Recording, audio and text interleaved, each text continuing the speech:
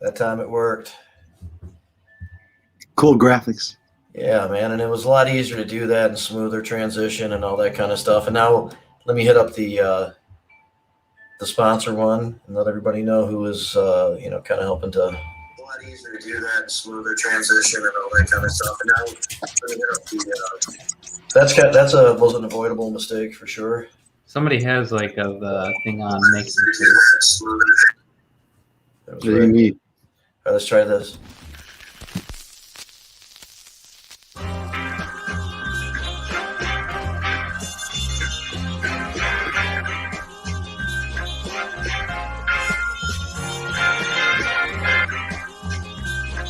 Dun, dun, dun, dun. Nice.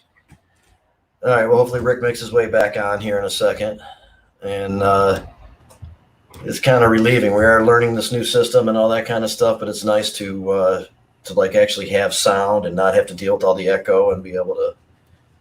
And I believe a couple extra moves, and we'll be able to do this anytime that we are mobile, even under the most aluminum of cave situations. And hopefully Rick comes back on, or he's trying to come back on again now.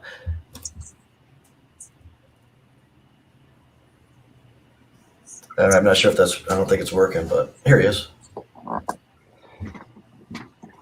Wow, it was working so well before we actually went live. Hopefully we can recapture that. Rick, can you say something? I can say something. Are you hearing me at all? I hear you. All right, so it's the mic or the video again. I'm gonna try jumping out and coming back in again. Go to the camera mic setting and see if you have it set to a different camera. Yeah, I'm already all over that, Colin. Thanks for the advice, though. Yeah, gotcha.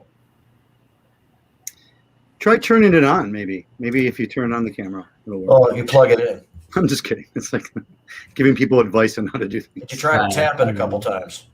Yeah, why don't you try the Fonzie? Give it a good wrap. So I'm going to show some more stuff on Grow Green later on. But while Rick's doing that, I just kind of want to go over the sponsors that we have. And this gets official here next week as part of kind of trying to upgrade a little bit and get more reach and bring the great information that we continuously bring to people, but into a little bit larger of an audience.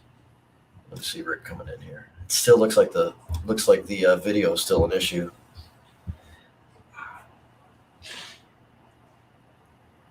Yeah, you jump back out again. That sucks. It was working really well up until a few minutes ago, but hopefully we'll keep that going. And this service not only I think looks better, sounds better, but I'm not sure how to do some stuff. But the comments and all that kind of stuff are just right there. You don't have to be on another device or look at another screen or anything like that. I can tell right now visually that the image is much better. So I can't see any chat rooms or anything like that, can I? Oh yeah, okay, I see it now.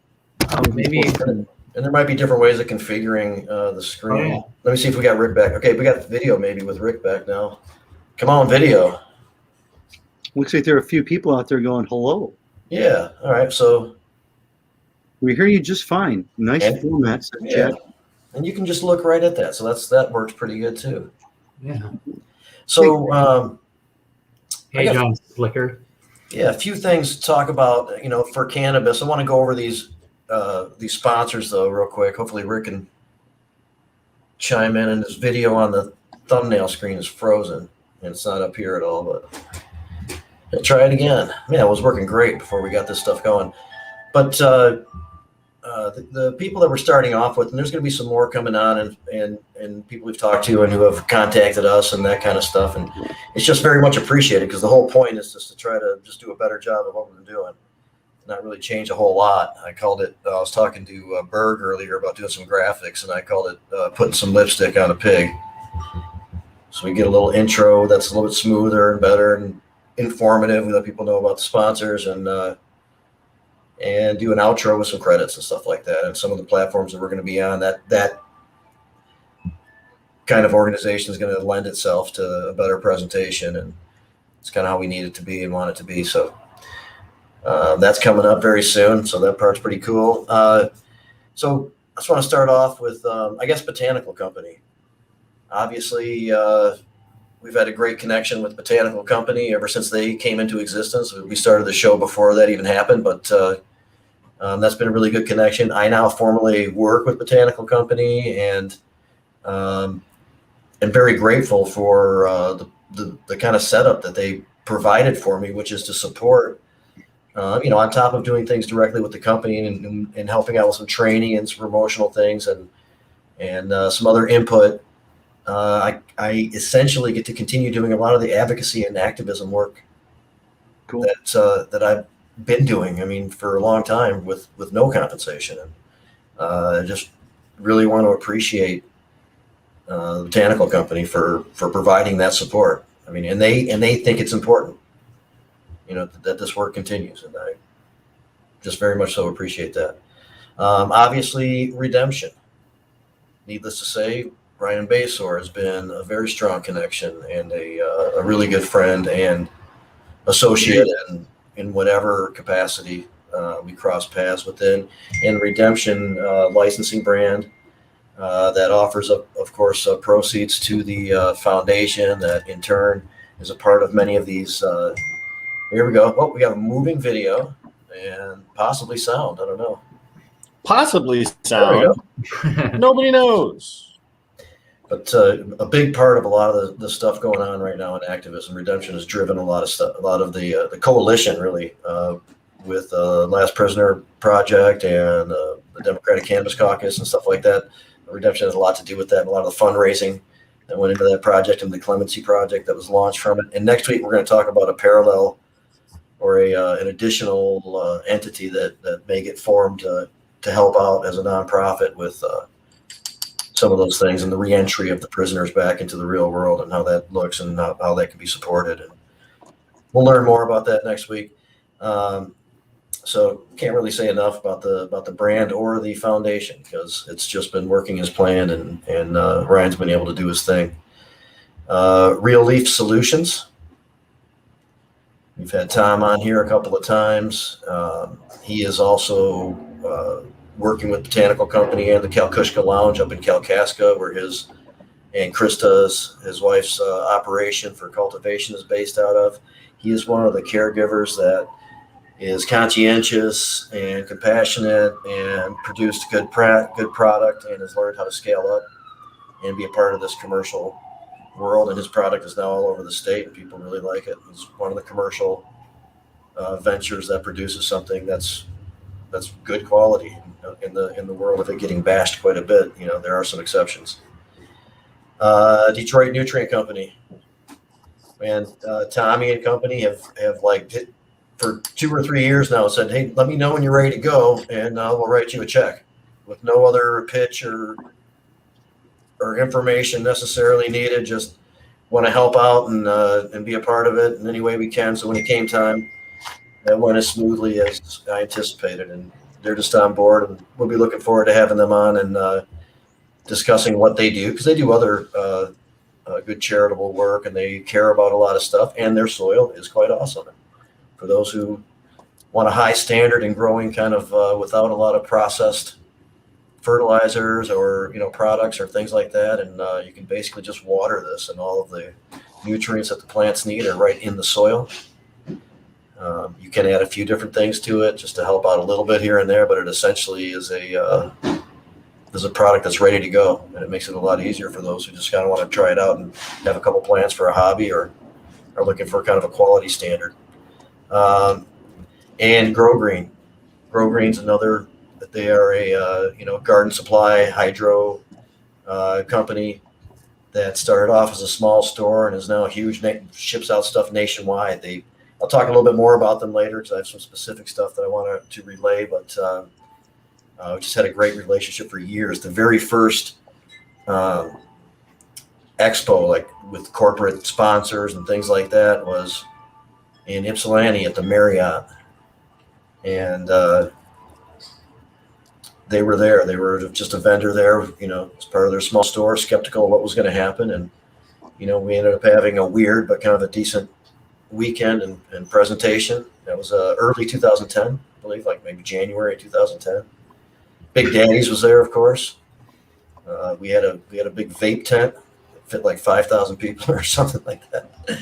The Eagle Crest Country Club. It was quite a nice gig. Yeah. And just ever since, I just maintained a connection with Tony and Grow Green, man, to the point last, I don't know, 5 years or something. Rick and I have basically been showing up there and just talking about what's going on in the cannabis world, maybe even longer, actually. At least two different campaigns. The 2016 MI legalized, 2018 MI legalized for sure. We push both of those at Grow Green. And so like once a month, and then also on their very special like seasonal events and stuff like that. And they're going to continue to work with us. And we've talked about it, getting a small grow set up to, show off some of their vendors stuff and to demonstrate to people how to have a small grow and just to have some fun with it and to hopefully have something to smoke at the end of it. But we might look at like different mediums to grow in, different kinds of lights. Did you say something to smoke? Is that what you just said? We might end up with something to smoke. I prepared a big fat joint for this too at some point when I realized this is actually working right. And we got people still chiming in, some positive stuff. Hopefully we got some people lined up that might pop in just to help us determine that this is actually working, which it seems like it is. So we're talking to other people and we'll have some more sponsors going, but this original set just kind of has been patient, has been supportive. Otherwise has very similar philosophies in their approach to business in this industry. All of them like to help people out, are conscientious of the patients and the caregiver system and individual rights, as well as the business side of things. And they're just like the kind of people we feel comfortable with promoting and being a part of as far as sponsorship goes. And, just really appreciate it. And this officially gets going like next week, according to the master plan, which sometimes shifts around a little bit, but that's kind of where we are. It should accommodate us getting on some other platforms and stuff too. And right now we should be live on 3 different platforms for the first time. So the only thing we're missing now is Deb. This is our core group right here. If we add Deb, this is the group that shows up every single week to continually deliver Jazz Cabbage Cafe to folks to get the information out. When we talked about Leonard Peltier, we talked about Michael Thompson, DeLisi, all of the different things. It's a core group of people that can contribute. I'm glad to be here with you guys. Thank you.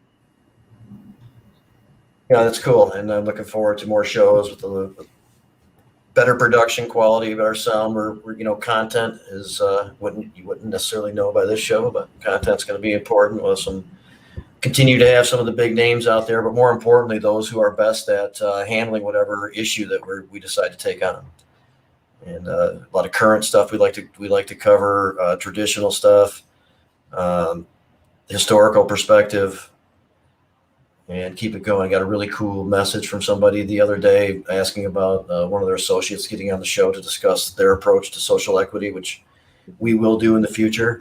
But the message was fairly lengthy because it described, I've checked out your show and I really like the fact that you cover hemp, the black market stuff, the industry side of stuff, the individual stuff, small grows, all the different things.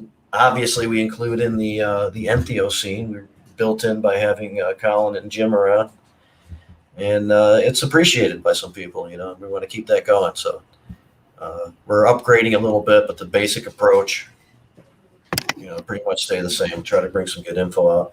And that said, I guess we could probably talk about some cannabis stuff. Well, let's first of all, let's give credit to Jazz Cabbage for what we've already accomplished here. When we talk about this, remember prior to the pandemic, we were an audio only show and we did very well. We had years of broadcasting as audio only.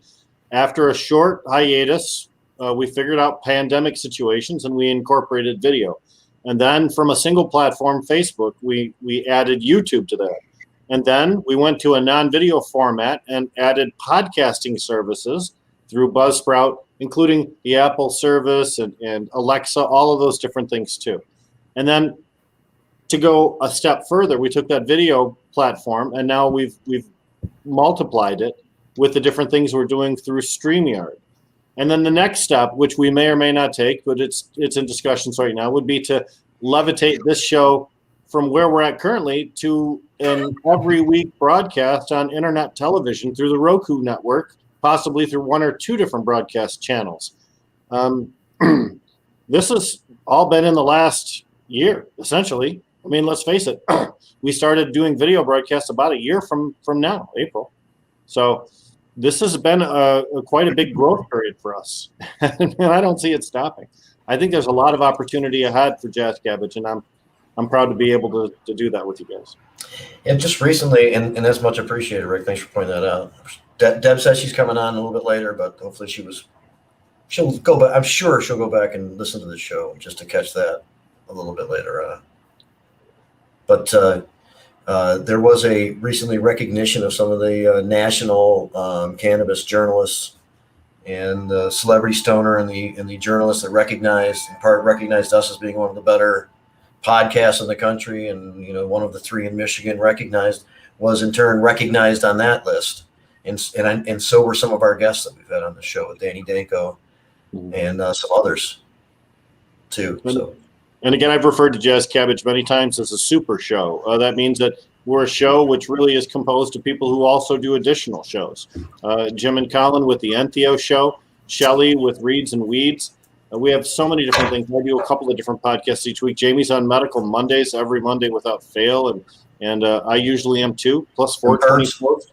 Berg's on here sometimes, and exactly we've had Mike Hanacast on, and the Michigan Bro Grow show. We haven't had those guys on. I've talked about it a little bit, and that should happen. But that is a good show. Smoke and Rope, we've had Ryan on, and we've been on his show. Most of us have. So it really, when you start talking about being one of those hubs of information and hubs of communication, Mike Hanacast, we've earned that title. And that's one of the things we want to do. There are groups and organizations that we support and we like the work of. Michigan Normal, for one, Michigan ASA, Sons and Daughters United, Glenn, Cannabis Caucus, Cannabis Freedom Project. All those, yeah, we support those. We work with those, and things are happening. Decriminalized Nature. And, of course, the Decriminalized Nature, and, all these groups and organizations that are active in getting some stuff done, or, bringing information to people, moving the needle. We support all that stuff, and we want to recognize that, too. We'll have some ways of doing that with some graphics and that type of stuff and some information. We'll highlight some of those people, as we have done for a long time, and continue to get the information going. We haven't talked about some current events, some stuff that's been happening in the news, some things of interest, as we typically do for a couple of weeks, just based on our circumstances. But a couple things of interest to me lately. The Biden administration essentially laying out what their views are and expectations and approach to cannabis is going to be in the near future, and basically, not really giving a shit about it right now. Not really interested in the deschedule stuff at the moment, or looking into much else, except for possibly maybe a possible look at medical perspective or something like that. I would like to see it before I really try to describe it. But anyway, not jumping on board.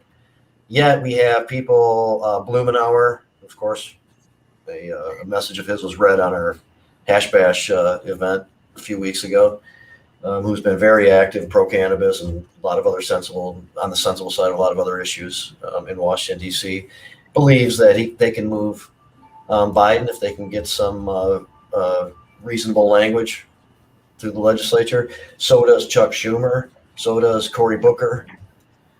So I would like to see some movement, and definitely some is warranted. And even though the politician says, hey, this is where we are on this issue, it is quite possible that they can be moved under the right circumstances.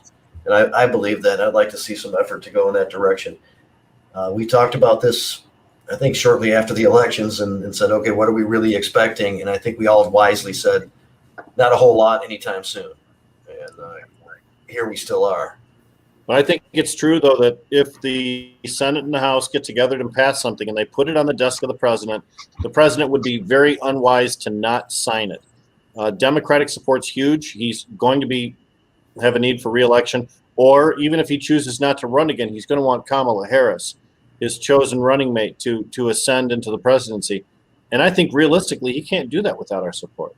And if he screws up cannabis legalization on the federal level, if he throws taxes on there or only gives interstate transport right to a chosen few multi-state operators, I think he really does it poorly, and the backlash is going to be severe. Yeah, I'm not too happy about it either. I think that part of it is, we don't have many choices, and Biden really doesn't have to do what anyone wants him to do, really, because the alternative to Biden is something that nobody wanted. So Biden can do what he wants. I'm a little disappointed in their change of direction and how they've slowed down what I thought was going to be sped up once they got into office. And that's, decriminalizing or rescheduling or descheduling entirely cannabis. But I think eventually it will happen. It's just like anything else. It just takes a long time.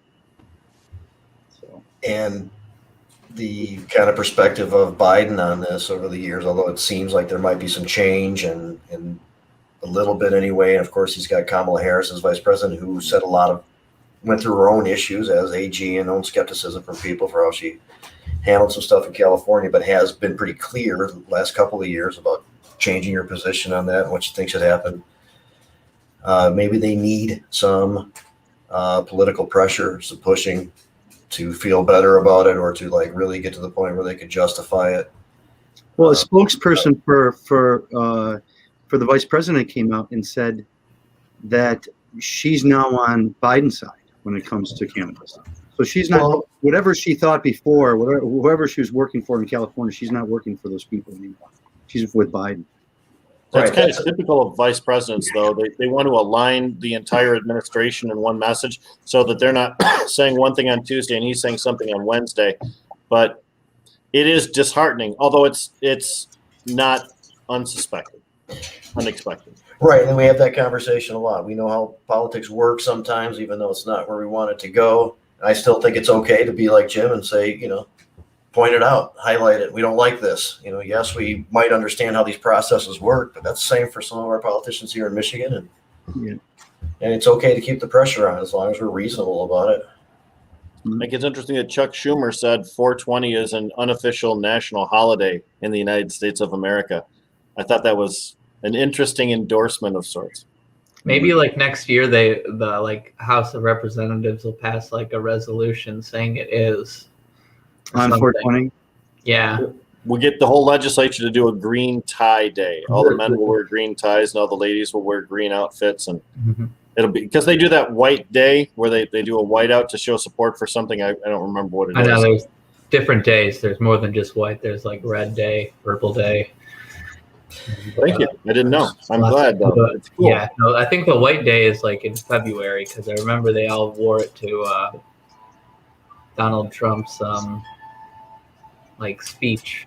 Well, that's very elementary school. I'm waiting for they have pajama day and bad hair day, because they do that in elementary schools and the kids love it. So why not? Or sweatpants week or something. Sweatpants week. But I think that eventually, once sweatpants week goes into effect in Washington, Biden will have to cave on this shit. There you go. So that's one thing. And okay, go ahead, Colin. But I was also gonna say though, if Cory Booker believes that it's gonna get through, and I know that he's really close with Kamala Harris, and I'm sure there's just a lot of dynamics there that from the Senate to the vice presidency and how just how the whole Congress is right now in gridlock, and they've just passed those banking acts, and I think it'll be slow, and but I mean look at what the last guy did, nothing. So and I still think that states themselves should craft their own laws, but just it's just up to us though to keep ours such a good one and just protect it. So here's my thing too. Hey Rodney, hi Dawn, Thanks for comments, guys. Remember that in 2022, and Susan, hi. Once 2022 comes along, that's an election year for governors. And what would help the Democratic Party nationally best is if in 2022, the Democratic Party spearheaded a pro-cannabis legislative push. So if they were to do that close to the election, they'd get the biggest, bang for their buck, so to speak. That might be a factor in the negotiations too. Doing it at the right time to them is just as important as doing it, period. Now to us, we'd like to not wait a year to have our friends emancipated from prison and people stop being fucked with by the cops. But there's a different perspective on some people. Hi, John. Sure. Oh, did I hit that? I'm sorry. I didn't mean to necessarily. Anyway, you can do that kind of shit on this one. Which is It's kind of fun. Yeah. So the other thing is, how does it look? We could go in a few different directions, and the federal government could decide that they're going to be included in some way. Right now it's kind of like, let's leave it up to the states and that type of stuff, and that would work for us for a bit. But as this goes and evolves and turns into interstate and international trading and all that kind of stuff, I mean, the federal government will be involved. And do they say, here's what the system is going to be? Or, do we allow some stuff to play out and get an idea of what's best to work? I'm concerned that a lot of the discussion is kind of the federal government believing that they need to get in on it, on the processes and taxes, and the MORE Act was a little insight into that. And, so how is it going to play out? Well, if you look at government's primary job, which is not taking care of the people, the government's primary job is revenue generation. And if you look at that, cannabis looks like an untapped revenue source for the federal government. And I realize, and you don't have to tell this crowd, that every time you put tax on cannabis, you empower the black market a little bit more. And every time you put additional restrictions on access, you make it less likely that people are going to use the regulated market. But from a federal perspective, they might have a different view of it. And if they're giving us access to federal banking reserves, they may end up trying to tax it. I heard program with Morgan Fox, I think last week, 2 weeks ago, who is the national spokesperson for the National Cannabis Industry Association. Great guy. He's been on our this show several times. And I said, we just need the federal government to get out of the way. And his response was, the federal government cannot get out of the way. It has to go to regulation at this point. I disagree with this perspective, but that's what people are going to see. They're going to see federal government having to step in and take a role, whereas I'd like to just see the states continue to do their own thing and just deschedule cannabis and then let it all work out on its own. Hi, Deb. Yo, Deb. Hi. Debra Young has joined us. Finally. We made StreamYard work. Yay! I had to sweep someone off the porch. I don't know what's going on. You should keep a fire extinguisher handy so you can just hose them down when they get too. Well, you don't want to be rude, but Well, yeah. I mean, people either respect your time or they don't. So, but so yay. far so good. And I love that background, Deb. That's amazing. that's my wall in the dining room. I can't understand Jamie at all. Well, Jamie, that's you a start to bonus. sound like, yeah, I can. Rick is clear. Jamie, you go. That's what it sounds like. The connection. Speak again, Jamie. I'm speaking again. Is it All any right. Well, now better? you sound fine. So now I know that you did that on purpose. Oh, we had somebody yesterday on Medical Mondays. They had bad connection, and we were asking if they could hear us, and they were fake frozen, just waiting to come out of it. It was kind of fun. That's what Jim did last week. Yeah, it's a fun time. Yeah, Jim did Yeah. it. It was hilarious. Jim was good at it. It's like those guys. You ever seen those guys like in Greek Town that spray paint themselves? Like Jim was a silver living and then statue in London. Yeah, that's what I'm Never a talking living about. statue. A living That's what statue. I'm talking about. Then they jump out and scare you. I saw Michael Jackson one like that. It was a half-dead statue in Vegas last time I was there, for sure. You were a Dino living statue during the day, and then you just did the act at night. Yeah. Double I book. hung out poolside, and then at night we did the show. There you go. Yeah. That's a better scene. You know. For sure. Coolness. Except when you don't know that the pools in Vegas, they put salt in them sometimes. And I thought it was from everyone's sweat. And it was just kind of grossed me out at first. Yeah, Nice. no, they say actually a salt pool is better than a chlorine pool. For like your skin and your Yeah. you know, not that I know, I don't have either one. So That's So- what I learned. Just to get I back do to like the Scott. salt ocean. All right. It's good. That's good to get that established. But there is a push to get like a supplementary organization, a new department to handle like the medical cannabis side of stuff after stripping it from the scheduling. So there's direction and some type of supplemental facilitation of the issue and all the stuff that it's connected to and all that and all that kind of stuff. So it's not just stripped and you just figure it out or whatever. And I know that ASA and some other organizations on a national level have been trying to simultaneously get it descheduling and sue the different ways, sue the DEA, whatever it takes, and then try to replace it with that. So that would be one thing, but that doesn't get into the system, the commercial processes or anything like that. That would solve some stuff. But I think the end result is that the federal government is going to get involved and probably be too intrusive and create something that's difficult. Yeah. Although we would like to just let it kind of play out for a little bit, allow states to work with each other, try out different systems, approaches, models. It's very and get the federal government way in when we kind of know what works. Sorry, go ahead, Rick.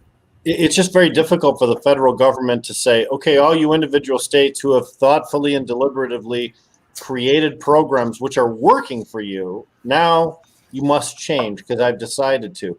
It just seems like that's ripe for a Supreme Court challenge on states' rights issues. And I see that as probably not a very likely pathway because it just doesn't seem like it would be successful. What does seem to be more successful is, like Jamie suggested, there's still some measure of individual state control. My real concern, and understand I'm not a cultivator, I don't grow, but I'm concerned that there's this big stockpile of cannabis on the West Coast and in Canada and in Colorado, and that once we open up interstate trade, that bunch of cannabis gets dumped on markets like Massachusetts and Pennsylvania and the New York market and the New Jersey market and the Michigan market. And then there's a lot of guys that put hope into a business that they can't compete in because the supply is already immediately overwhelmed by out-of-state cannabis. And I think that's not an unrealistic scenario. I think that's very real. That's a way down the road before we're talking about interstate commerce. And I think that any farmer who's growing more than the market can bear is not a very bright person because how are you producing more crop than you can sell? That doesn't make sense to me. So adjustments are going to be made, natural adjustments in a capitalist system, which this is. So, maybe some people just got a little way overblown. It's not going to happen tomorrow. They're not going to be shipping California weed to Massachusetts tomorrow. So whatever overload they have right now is not going to be there 2-3 years down the line. I think that's probably, don't you think that's even farther down the line than 2, 3, 4, 5 years? I don't know. What do you think? Well, I think that once you pass a law, it takes a while for them to write the rules for the law. So even if they pass it in 2022, it might be 23 or 24 before actually a national federal program gets worked out. Well, they're not going to be shipping 2 or 3 year old weed to Massachusetts. I wouldn't think that Massachusetts people want to smoke old bogus weed like that. And if they're still growing an extra amount like that 2 to 3 years from now, then they have not learned how to manage the cannabis system in California. What the fuck? You can't sell more than you can sell. You can't produce more than the market calls for. Otherwise, there's no market left. That's when people fall out of business. That's when the stuff crashes. Well, we do know that according to news reports, the Canadian market has 1 billion grams of cannabis in storage right now, which is a 3-year supply for their market. But it's not a commodity that's got a forever shelf life. So if they don't move it, they lose it. So it doesn't make good business sense to start stockpiling a perishable product like that if you don't have a market for it. You're It growing should be too much. converted Then. into oil and in that Right. So then, form and then the that they people can who use it have again. this good stuff will rise to the top. The people growing the best will rise to the top, and the rest of them will fall. That's how Hey, the market works for anything. Remind me, guys, how many states are legal recreationally in the United States? 17. So I almost feel like it's going to take to 25 or 30 before things actually go legal federally in this country. I agree. You can see medical doing it well before, but I think there's got to be that tipping point of how many states have legalized adult use to move it federally. Certainly, you couldn't say to a state that only had a medical program, all of a sudden they were supposed to accept cannabis that didn't pass their own in-state testing from an adult use market from another place. It seems like that's Right. not a sale. Yeah, it's a while down the road, I believe. So I don't know. You know, it's I'm like worried they about it, tried though. to flood the market here in Michigan with some bogus old weed a few months back or last year. You remember that? That did not go over real well. People just won't buy it. You know, you got to know your market. You got to know you're producing, you know, what you're producing and what you can sell. And you know, those who can't will find themselves holding a empty basket. In 2020, a liter of oil was extremely expensive, extremely expensive. And then everybody started failing testing and converting their cannabis flower into oil. And now oil prices are much lower because it's been supplied up. I wonder if the shelf life I'm sure the shelf life on oil is longer than on flour, though. For sure. You know, so maybe you could stockpile it. I don't know. Yeah, But I just know that stockpiling a perishable product is never profitable. A lot of oil. And, you know, when Robin Snyder went up to Canada, and also all the other legislators did, to take a look at that Prairie Plant Systems program, she came back and reported that there were gigantic bags of cannabis that you could see mold through the bag. You know, they were in storage and warehouses. They were not climate controlled. They were just put in a bag and tossed in a corner. You know how that goes. And they didn't mind because they knew they were going to x-ray it before it was sent out to patients to kill any mold spores that was built on there. Yummy. There are still companies right now in Michigan x-raying cannabis in order to help it remediate and pass testing. I mean, I'm not sure that as a consumer, in fact, I'm very sure as a consumer, I don't want cannabis that's been x-rayed. No. Yeah, me neither. Yeah, I don't want any parts of that. And I don't, you know, so I don't think it's a good idea to say they've got warehouses of shit. If they want to ship that stuff here, I'm not smoking it. See? Well, they've improved. They used to like irradiate it and then grind it up, like the stems and whatever is there. Pre-rolls. Stick it in a package and then send it to somebody in the by the mail.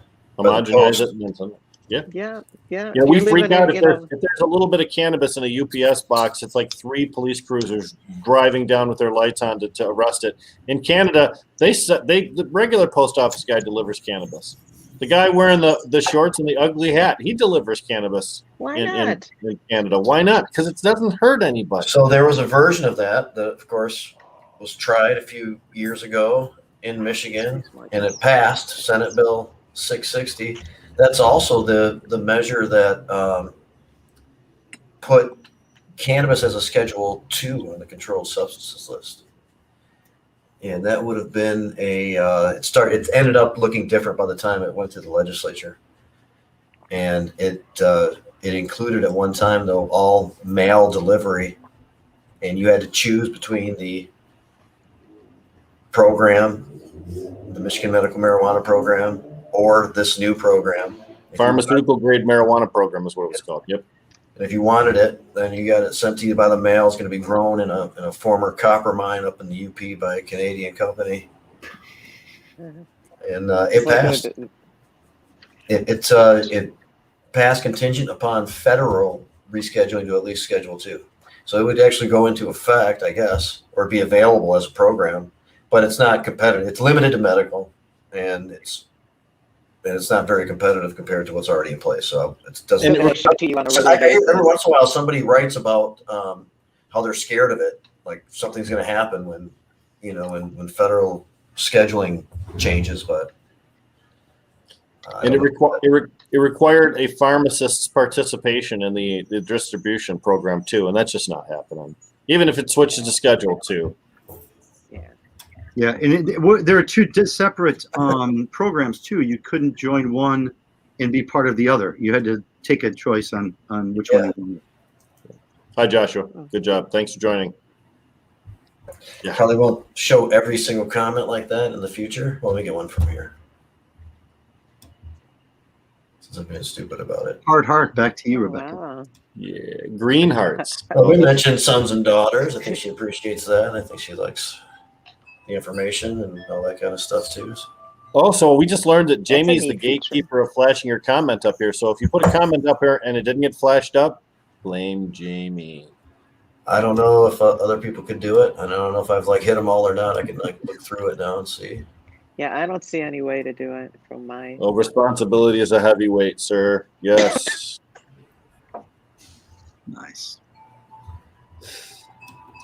I can Thank tell. you, Jackie. Thanks, Jackie. I'll look at it at Jackie and Facebook. Ray. But the actual StreamYard broadcast, the image quality and the sound quality is both better for my end of stuff. Yeah, it looks good. Nope. I'm loving this. This is actually superior to Zoom as far as I'm concerned. Now that we've got everybody working it, I'm happy. Although I am going to miss being able to make the bunny ears, and some of the special Zoom things that, had the big weird buffet. Am I going to be able to put the bulges up for special occasions? I think you can, yeah. I think so. I think you have to I haven't explored yet. Yeah, explore the options. It's a green screen option. Hopefully not. Yeah, Oh, hopefully not. I think my browser doesn't Yeah, I don't support see it. No, just for special occasions, Jim's just pretending like he doesn't want to stare at our now and packages for 2 hours ago. Look how she calls them the bulbs. Nice act, Jim. Yeah, right. No, she called them the bulges like she was supporting them both. they can kind of hover in that area. I would execute those bulges with some better quality imagery. That is awesome. Okay. High Or definition. some other image that I might choose, Bulge in high definition. There are lots of cartoons you could select. That's true. There are many things I could put up there that would not be cartoonish also, Rick. Yeah, that's true. Yeah. Oh, Here's my clip. yep. Wow. Look at that. Well, comment. guilty of everything, also known as responsible for all. Appreciate that. By the way, thank you for the Enjoy the Ride T-shirt that Jim is wearing. Jamie, help us remind everybody where that came from. I'm going to go put mine on. Yeah, that came from That's right on it. Green, and Grogreen's doing all types of shit. By the way, I've got some other stuff to say about them in a little bit, but they do have this $50 flat fee shipping. Oh, the tank top. And some people are getting a truckload of shit, that they need for their business or for their personal grow or whatever, and to be able to get it all sent with a flat fee of $50 is a really good deal. They've got semis coming in and out of their place, taking loads of soil and other stuff to places, and it's just a really cool thing that they do. Works out well for everybody. I forgot about my Grow Green. And they moved to a different location in the same facility, and it's much larger than the old digs were, which just means there's more things to shop. Oh, it's amazing. It's a great size store. I have some of that info, and I will share it. I just does that mean that everything's indoors? No, this is a teaser. Indoors? We're back to the cliffhangers now. Say it again, Deb. I'm sorry. I said, does that mean that the soil is indoors now, not outdoors? Do they have room for that, or are they still stocking all the soil outside? Or are you not aware? I haven't been by. Man, there's room inside. There's room. I've walked through the thing, and there is room inside. I don't know if they're keeping any outside just to make it easier for some people picking up. No, it's cool in the summer, but in the winter the bags freeze solid, like big old dirt ice cubes. Based on need, just space issues. Yeah. Okay. Yeah. I don't think that's the case in this new facility. Yeah, no, it's not just him. The grow shops do the same thing. They pile it out in front too, and it freezes.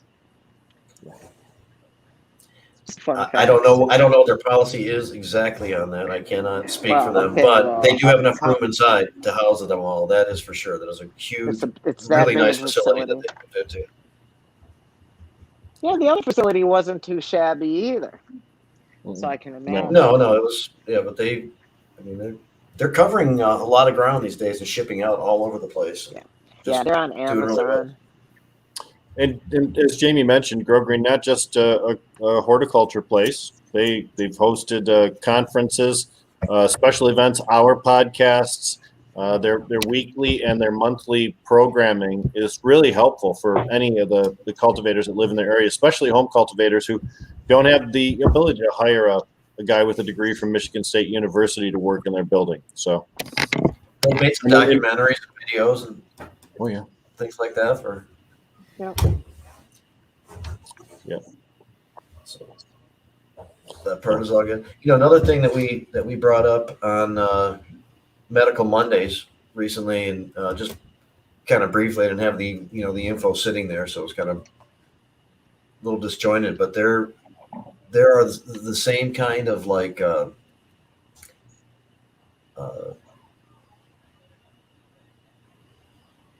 discussion from police about how they're seeing more accidents or issues on the road now that cannabis is legal, and using words like linked, and it's just based on like what these guys are seeing, and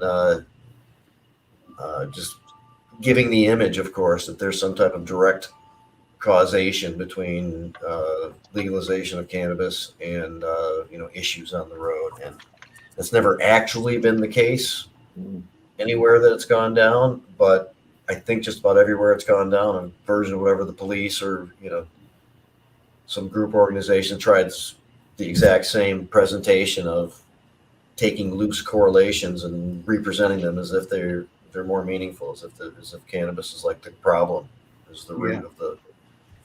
That's over the pandemics course. I've seen people change their driving habits. I think. I feel like some people are more aggressive. And even now that the weather's broken, I see more aggressive drivers, and people are a little bit angrier on the road nowadays, it seems. I don't know if you guys have experienced that, if you're on the highway a lot, or Making people angrier, is not typically, something that's a result of cannabis use. not at all. So here's my thing.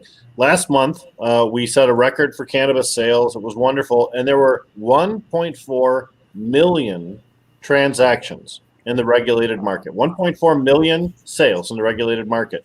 Now, if there's a teeny little tick in the number of people that they happen to find that are maybe doing stuff incorrectly on the roads, but yet there's 1.4 million sales, I'm going to tell you that that's an inconsequential blip. If even it does exist, it's inconsequential. And then let me remind you that there's still only that little teeny blip, even though there's 1.4 million regulated sales and probably 3 million unregulated sales in the black market, if not more.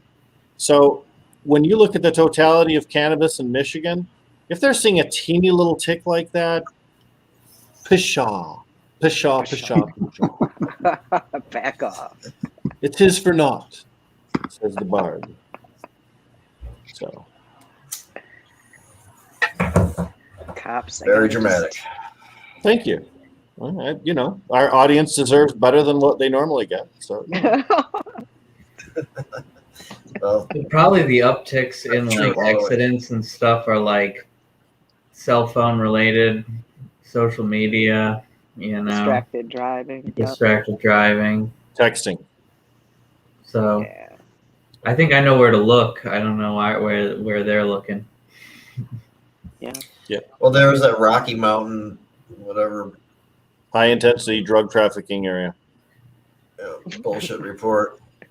This isn't a study. We can't afford it. Well, But they and took the same kind of correlative information and repackaged it as if cannabis was the cause. Same thing. well, again, It's all if speculation. you don't have to actually directly prove one connects to the other, it's a lot easier to make your argument, right? If you don't have to meet a scientific standard, it's easier to tell people what the truth is. But in reality, as Jamie said, something looks good may not necessarily be the way things are. And as far as cannabis goes, we have the AAA study, the State Farm study. We have university studies showing there's really no connection between legalization of cannabis in states and worse driving after. with or more kids using or any of the stuff that people were scared of, and then agreed. or like what the end results are necessarily if they are used by people. But yeah. Anyway, as we move forward, we still have to go through a lot of misconceptions, and even, as we've said many times, even people looking at stuff from a scientific perspective will just include some misnomers as fact, just because of how entrenched some of our beliefs are of something, whether it's within the cannabis world or anything else. Yes. And that in turn helps us skew some stuff. That's a good one. Nice, buddy. Enjoy the ride. Was the shirt nice or the belly shake nice? Which one The shirt. The shirt. All right. Belly shake could do it. Belly dancing, I'm working on my popped out right during the belly I dancing like the time. belly shake. Set for that. Colin's into it.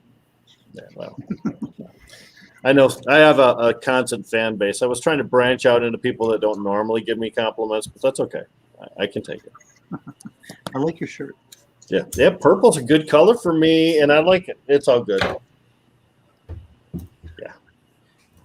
There were, and they are available too. Like, on the Grow Green website, there were a couple of coffee cups that they kind of passed on, and those are very cool. And Rick, I think, took a picture with one, and I took a picture with one too. And It's neat. that's what they look like, and that's why they're so cool. I got a different shirt. It's like Colin's Cool, though. changing. Nice. Yeah, antique chair you have to sit in. It's nice. Yeah, I think I don't know if Deb's it's doing the same antique. thing too. It's definitely old. There you go. And there's a couple of like caps with that Old logo school. on it, and that one looks cool too. Yeah, looks very cool. Yeah, I like that one. It's kind of a little Rasta. After Deb shows us what she switched into, let's not forget to talk about Detroit and the lawsuit that's put that whole ordinance situation on hold. Yep, that's something that I think we brought up, but we haven't really been able to discuss another thing. And it's nice to be able to, a little informal today, obviously, as we're checking out this new streaming service, but that's a good one to discuss. Good deal. Now, here we go. Thank you, Charlotte. Yeah. I got the same one on, Charlotte. Come on, give me some love. Double whammy for Rick. God, there's All eyes eyes on right Rick. now. Look at this. All eyes on Rick. Nice. That's right.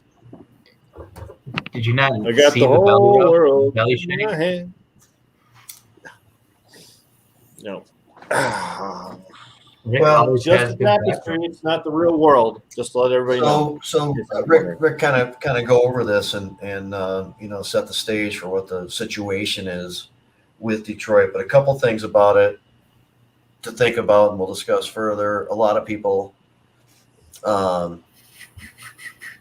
believe this probably the approach was done in a way that was avoidable. It was avoidable to lead into such a situation.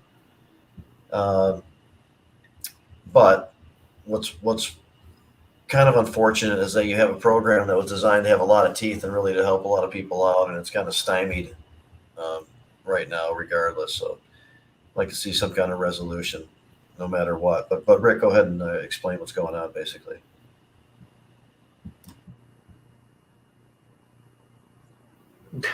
Yeah, Rick looks better. Oh, reinforcement. We don't need to share those particular ones.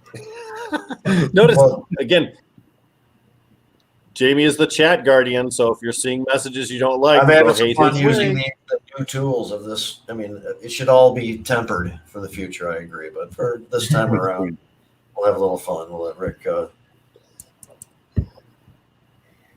exercise his ego a little bit. Let me have a moment in the front. Thank you. Thank you Nice, for your buddy. gift. I appreciate it. Yes! Yes! We knew Deb was coming with There a it shirt. is. All right. There you go, Deb. How'd That's you a go up cool to the one, car too. to get it? It was still in the car. A cool version So too. in regard Yeah. to, I'm glad you funny. reminded me, though. The weather's perfect. regard- We're now wearing t-shirts, shorts, 80 degrees out. Heck yeah. Hells yeah. Hells yeah. I've got my blue jean booty shorts I'm going to put on pretty soon. Yeah. All right. So With pockets hanging out. after the camera. Sorry, guys. Yeah. Keep the After camera, keep the camera appropriately. Yeah, kind of tilt it down a little bit. Let us see. No, that's for my OnlyFans page. So anyway, we're I don't have one of those. Everybody knows. The situation in Detroit, they have a medical marijuana law which allows businesses to operate, and there are a good number of businesses already doing so. They passed a legalization ordinance to allow for adult use centers also. They limited the number of adult use centers that they would license. They limited whom they would give those licenses to.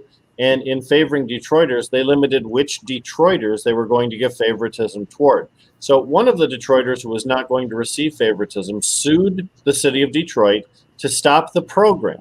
Now, in the meantime, Detroit has proceeded forward full steam ahead. They have 400 approved Detroit legacy applicants. Those are people who would be competing for half of the 75 licenses of adult use centers that they're going to give. But Detroit's city council approved an ordinance that doesn't include severability. And what that means is if any one piece of the Detroit ordinance is ruled unconstitutional or thrown up by a court, the entire ordinance is discarded. So it looks at this point, since federal judge Bernard Friedman has put this program on hold, it looks as if he's probably going to come to the conclusion that it's unconstitutional, which is what most people thought when they saw the original proposal anyway. And if that happens, then all those 400 people who are currently approved for legacy licenses are just left out in the breeze to swing with nothing. And all the other people that are... Go ahead, Deb, please. I was just saying, in the interim, all the surrounding cities of Detroit have issued recreational licenses, Hazel Park, Ferndale, all the close in, and they're snatching up all the business. And the city is just hurting those Detroiters who were ready to open, ready to go. It's really a sad situation. Really sad, because will they get that business back?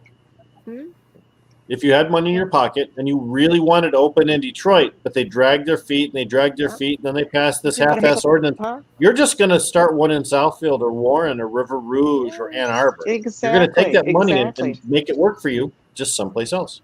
Yeah, it's really a messed up situation. They have screwed their own people, their own citizens. They've screwed. Well, and the intent, what the result is the exact opposite of the intent. Nobody gets anything.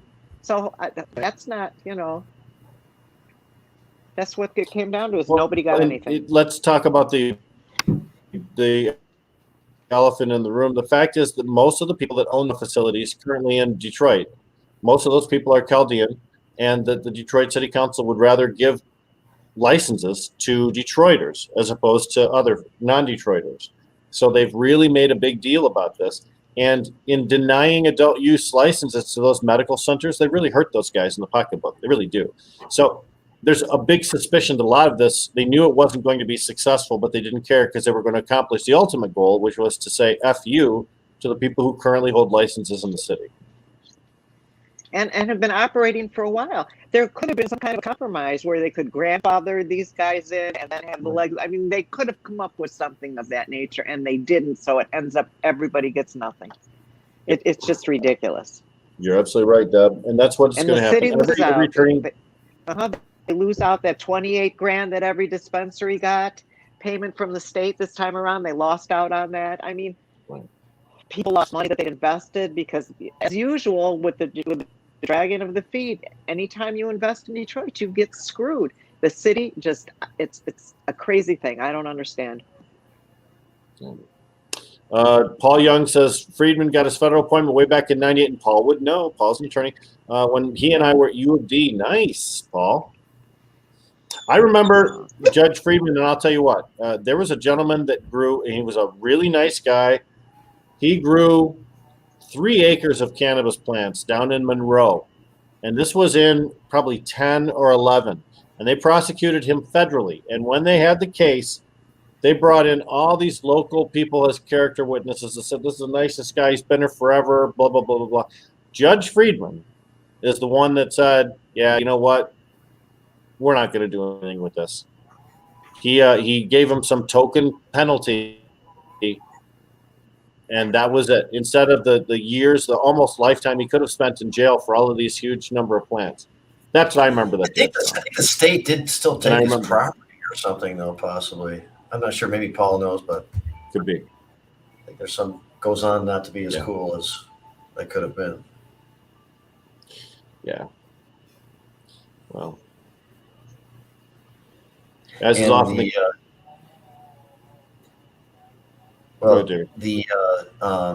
I wanted to mention, and I think Ricky posted something about it. Jerry Duvall. Now, we had Stacy Tice on here not that long ago when we had the Richard DeLisi episode. And if you're looking for those, you can find that either on your favorite podcasting service or go directly to YouTube and look at the video. The DeLisi episode, she said that that poor Mr. Jerry Duvall was not in good shape. And just recently, his wife Sharon posted that maybe Jerry's going to get out soon, and that would be fantastic. For those that don't know, Jerry's a transplant patient and hasn't been receiving the medical care he's supposed to be receiving while he's incarcerated. And as we all know from being adults, when you have a transplant, you're required to take immunosuppressors for the remainder of your life so that your body doesn't reject the transplanted item. And to be denied proper medical care could be catastrophic to his health. And I think also mentally, Jerry was suffering in ways that were beyond a regular punishment that you'd have. And Jamie will tell you about his case. It's just terrible. It's the biggest bullshit case ever, Jamie. Yeah, well, I mean, the major points of it, and Rick and I went to the one of the appeal hearings in Cincinnati in Federal District Court, Federal Appeals Court, and there was a deputy or somebody from the sheriff's department. His name is Glick. That's on record. Went to the house where they were growing some cannabis in the green yards in a greenhouse under the MMMA, and actually offered advice on how it should be set up in order to be compliant. And we're here with a guest. I'm going to bring him on, and I'll continue this story real quick. Hey, John Sinclair. It ain't fair. Yeah, bro. What's Hi, in the John. air? How are you? Nice Ooh, to you look meet good. Yeah, man. This sounds much better than last week, man. Thanks for coming back and being part of this new stream. I just got up one nap and I saw the notice about this story, so I thought I'd join in. Nice, man. Thank you very much. No. It's our first time on the new platform, and it's an honor to have you join, John. Hey, John, I'm going to finish this story real quick. I don't know if you know about this, but one of the federal cases, and the guy's in federal prison now, his name is Jerry Duvall. He's got a lot of health problems, too, and, of course, he's not getting properly taken care of. His case includes somebody showing up from the sheriff's department. He's growing under the MMMA in a greenhouse, actually going in and showing him how he thinks it should be set up in order to be compliant under state law.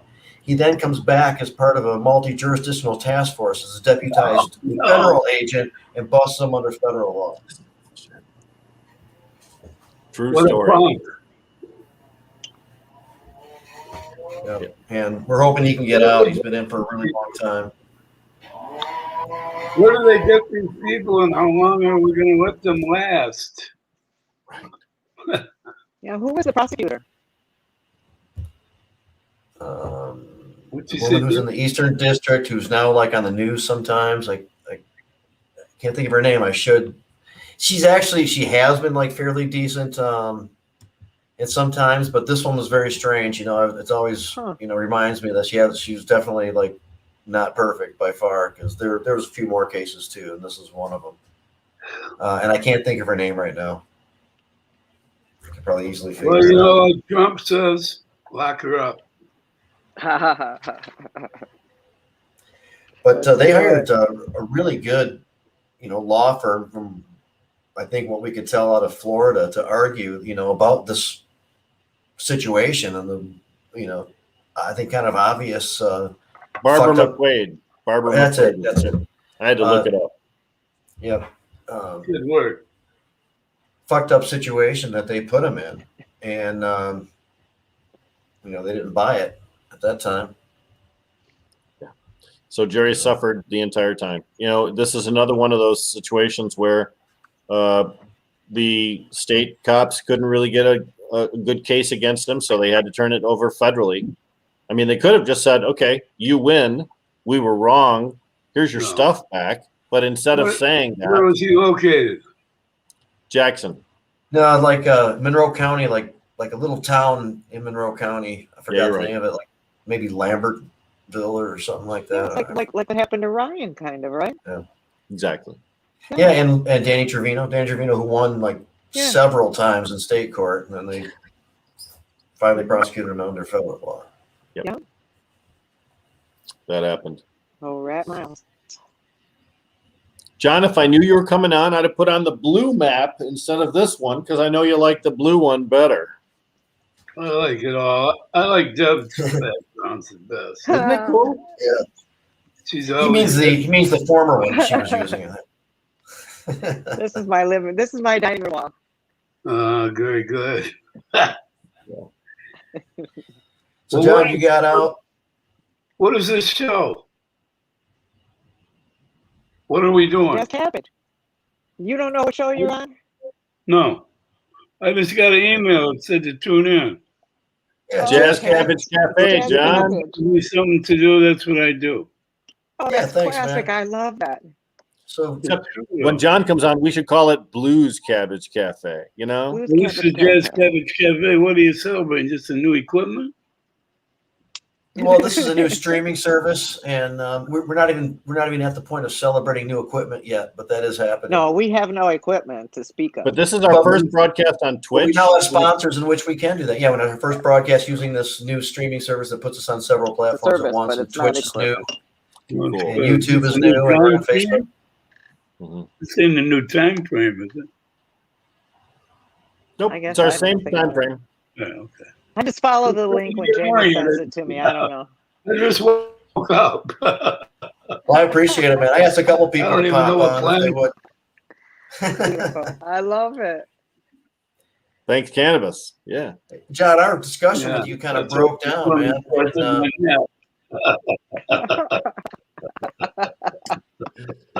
what Put me right out. last week was rough. It was terrible. But anyway, you were out and about, and you were up at the Vehicle City in Flint, Yeah. celebrating 420 with Ben and the MMR report. Yeah, I saw you up there. How was that? It was great. It was great. Was it? I love the Vehicle City Social Club. It's my favorite place in the United States. It's like civilization. Wow. It's like civilization in my hometown of Flint. You can go there Yeah. and buy a joint and sit there and smoke it with your friends, just like in Amsterdam. Well, pretty You can buy soon a we'll be able to do that there, so it'll be different. They'll have to come to Artwork on the walls. the Artwork on the walls and Fire me. well, look who else is joining us Look who's today. coming on. Uh-oh. Hey, Now Dan, we what's know. up? We're celebrating the new Yeah. world of our stream. All right. Although Darren there he is. Darren McCarty, Darren. Stanley Cup winner and fellow pot lover. What's Welcome up, to friend Jazz Cabbage family? Cafe, sir. How do you Thank know you, he's man. a hot lover, Rick? How do you know? Well, you know about that, Debra? I don't know about it. Rick's talking about it, not me. I said pot. I didn't say hot, but I'm not saying he's not. Oh, you chased him away. I don't see him anymore. Yeah. Yeah, You're doubting his hot lover status is what drove him away, right? I'd run off too if he said that about me. Yeah, Oh. that's right. Bad connection. I'm thought trying to this bring him was back gonna be out, but I think it's not going to be Wednesday. working. Here he I comes. want to ask him about his comedy show. He's doing a comedy show at the Imagine Theater in Royal Oak. Yeah, that sounds cool. Yeah. That's not that far from Mr. Sinclair either. No, I'm downtown. Yeah, it's pretty far. But anyway, John, I think it's somewhat official. I don't know what the exact number is, but somewhere in the neighborhood of $3,000 was raised via the online hash bash for the John Sinclair Foundation. Yay. That's nice. Hey. Thank you. Beautiful. And there's Look going to at be this. some It's press gonna release. have a foundation and a bank account. Right. That's next up. How's it? Not too far away. Here he is. Here he is. Try it again properly. It looks better. Yeah, he's back. He's back. Switch phones. How are you getting all How's these different everybody? camera angles? Darren, we're doing great. You watch the road, man. I'm moving down. I'm in the parking structure, so I'm just moving down closer so I get better signal. So you get a signal, yeah. We were I'm talking here with- about your show in Royal Oak Imagine Theater. Oh, on May 7th, I believe. Yeah. Yeah, that'll be fun. I know that exciting. We always talk about. I can't wait till the cannabis events and stuff, but just different ways that hopefully we can start getting back out and about. And you know me, I never met a microphone I didn't like. So, All right. Well, when you're on the stage, look to your left. I'll be at the first table left of the stage. Oh, awesome. That's gonna be me. Awesome. Well, I'll definitely see you before then. Deb. We have to pregame. Yeah. Okay. Pre-game toast. For real. So you're on here with John Sinclair. Parking lot in the back, right? The legend himself, Mr. Sinclair. Yeah. Always a pleasure, sir. Uh-huh. Yeah. My pleasure. And we appreciate both of you guys helping us to try out this new streaming service that I think we're going to be using from now on. It seems to be working a lot better than our Yeah, it's smooth. I'm digging it. What's up? I like it too. Yeah, Everybody everybody looks Is good. a different thing. Is Yeah. this a different service than a Zoom? Mm-hmm. Yeah, it is. Okay. Works pretty good. Yeah. See everybody. I Yeah, like everybody's Adam really liked- clear. Adam That's my Brooke likes favorite part of Zoom. Oh, John looks good. Everybody Look, looks I good. got a phone call. Yeah, if we bring Adam on, if he looks good, then we know it works. Yeah, Wow. where is that? But it's a magical service. He'll be slide in right next to Darren. There's like a little corner spot there he can fit in. Yep. Like a little pyramid of There's a cheerleaders we little are. pyramid, you know. right? Look at this. You can do this with this too. Oh, What that's are you cool. doing now? Oh yeah, Yeah. Jamie's showing comments. So what are your latest projects, Darren? What do you have going on? You have this comedy show coming up. What else you got? The sports Well, I club. got a lot. Well, yeah, I got 3 to 5 daily. I do the hook Woodward Sports, so that's the daily stuff along with the WJR show. You've been on it before. Friday nights I do that, and I'm moving. Just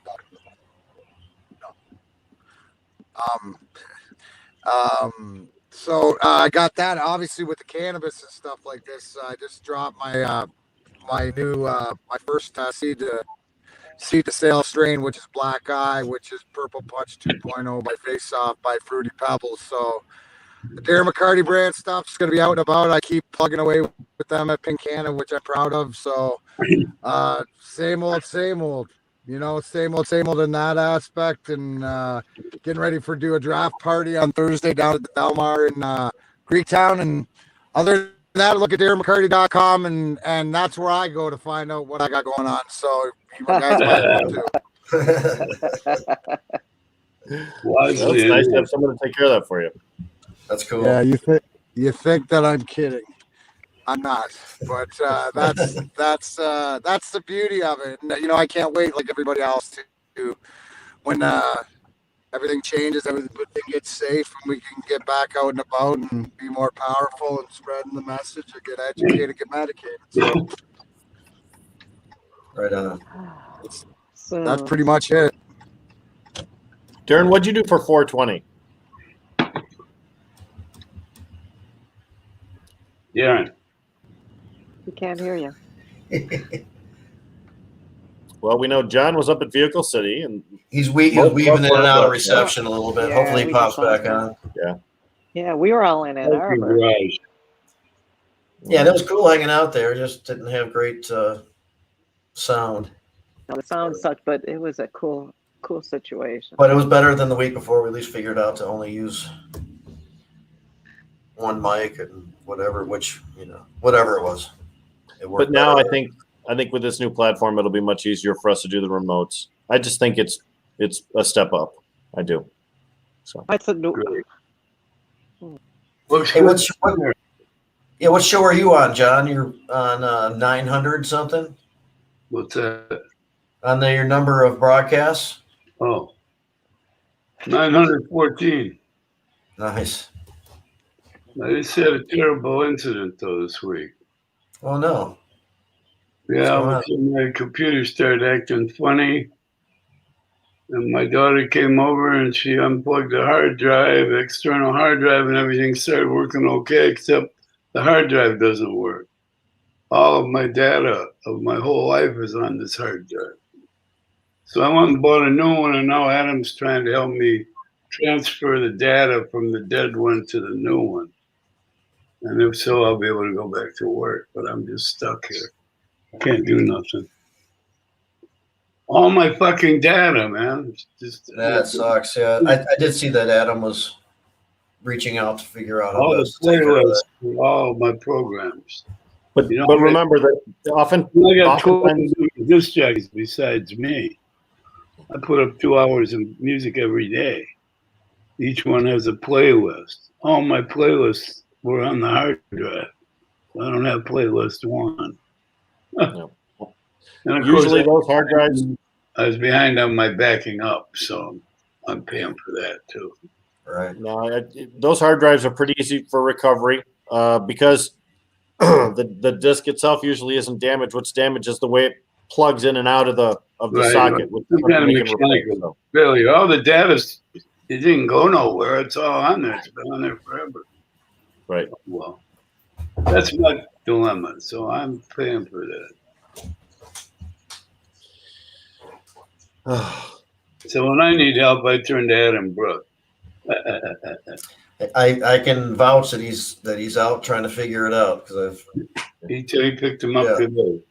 good. So Radio Free Amsterdam, right, John? Yeah. And if people want to listen to those episodes, how can they find that on the internet? .org. RadioFreeAmsterdam.org.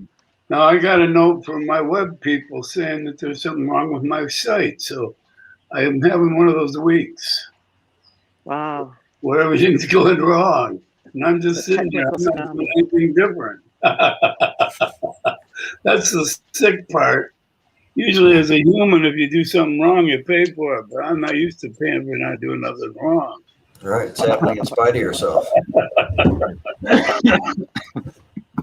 I'm doing the same demented, obsessive, compulsive behavior I do every day. And it's just turning out wrong.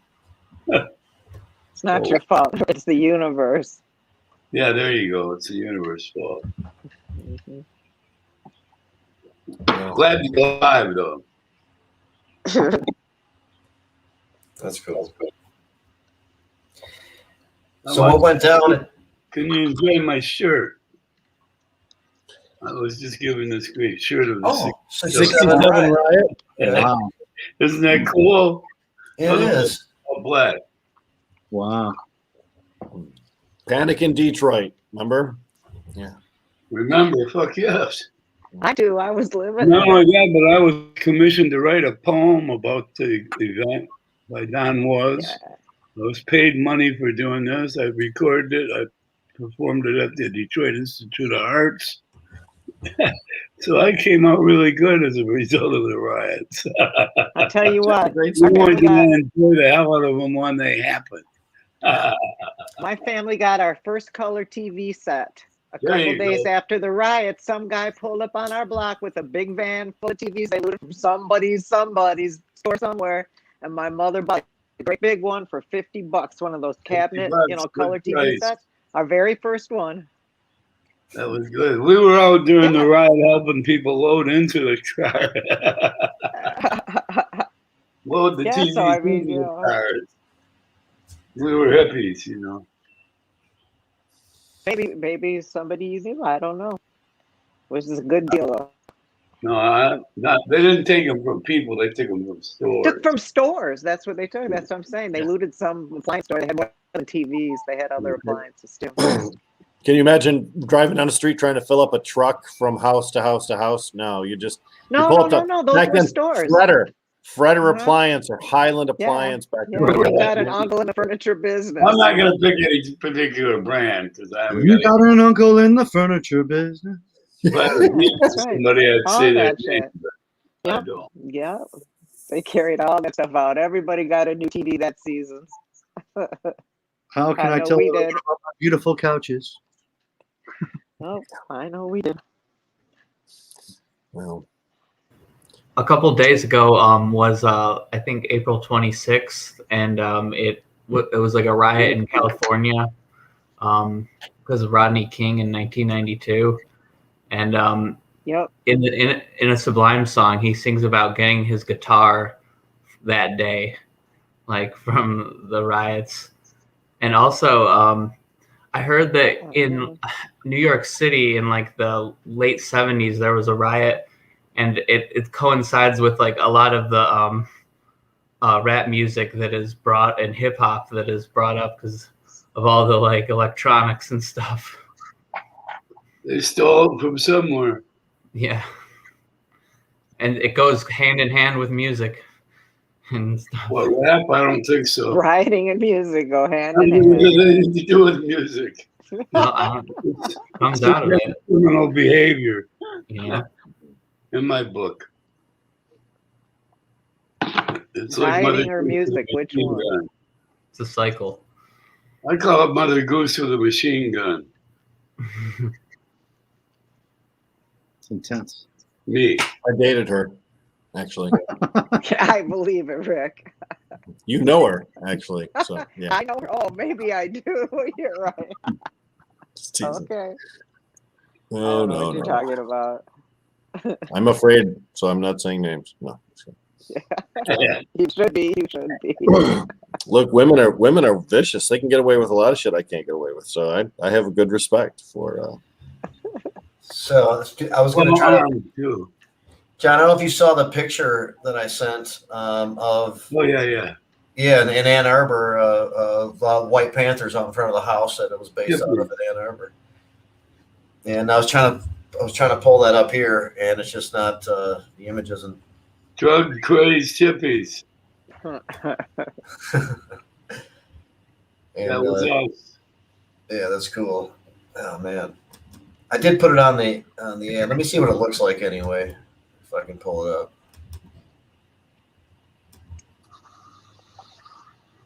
Yeah, shit. Oh yeah. That's Rick it. right up. It's too small. Rick right up. Hear that too often. Yeah. Yeah, that's working. That's a great. soundbite. That was perfect. How did the logo? Did the logo play? Because I missed the beginning of the show. Yes or no? Yes, it did. Yeah, it did. With the Plus we sound, did you're lying. Really? With the man. sound? And I missed it? Play it again. It was animated. It was So cool. cool. Play it again. I want to see it. Because I don't Like believe you. you think it would be set up easy enough just to play again whenever you want to. Oh, it's not? Okay.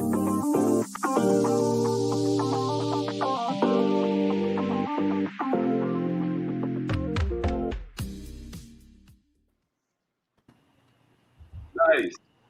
Yeah, Okay, Like, but where cut was us the off. sound? I heard it. Silent. I heard it. I heard the sound, yeah. I did not hear it. Play it again. You didn't want to hear it. Okay, but I didn't hear it. One more time.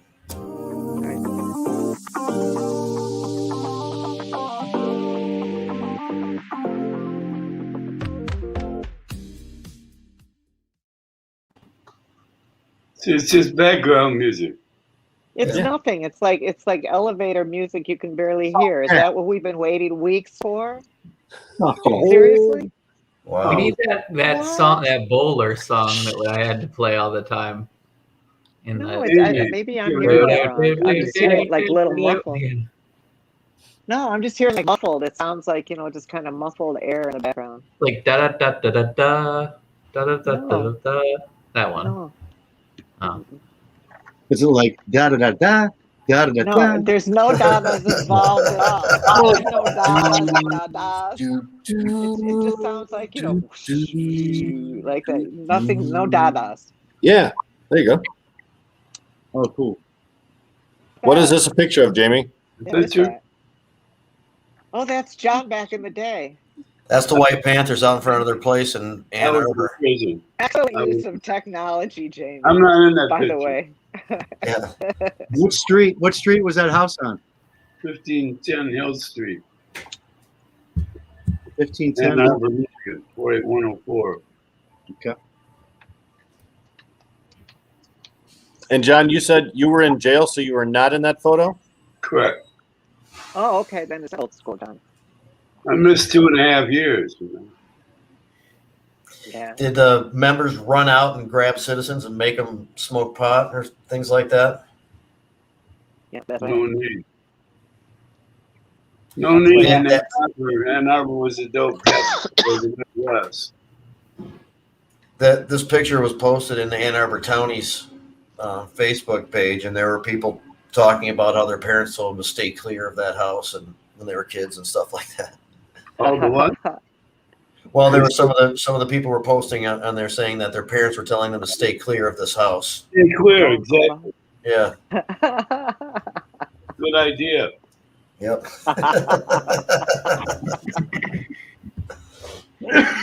Good parenting. No doubt. You were likely to get fucked one way or another. Well, you know, it's important to capture these little historical moments and these talks about things that happened long ago, because otherwise they'll just disappear. You know. Well, speaking of which, my ex-wife, Lenny Sinclair, the great photographer, has just had a book published by the Museum of Contemporary Art, Detroit, called Detroit Underground, 1963 to 78, and it's full of pictures like that. Cool. It's such a huge, intimidating book. I'm just letting it sit there until I got enough nerve to open it. You haven't even checked it out. Wow. Once I read it, it's going to take 2 or 3 weeks to read the book. Yeah. That's fantastic. Yeah, it's really great book. Terry Lauren from BookBeat. Marshall. Where's it available? Can people buy it? BookBeat. BookBeat. BookBeat. Yeah. 10.5 in Greenfield, an old club. Colin World. MacDougall also had a book published by, Yeah. if not the.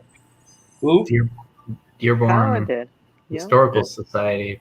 I was just a photographer for it's like their 100-year anniversary of a historical district in Dearborn that Henry Ford built. Oh, wow. So What do they say about that creep that used to be their mayor? people That hated guy him. I was- guess they like The what year. happened?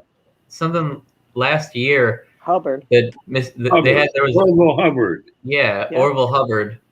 His statue like mysteriously disappeared overnight, Yes. and it was probably by like one of his family members took it and Wow. like hid it in probably like Grosse Pointe or somewhere is what they In think. your basement?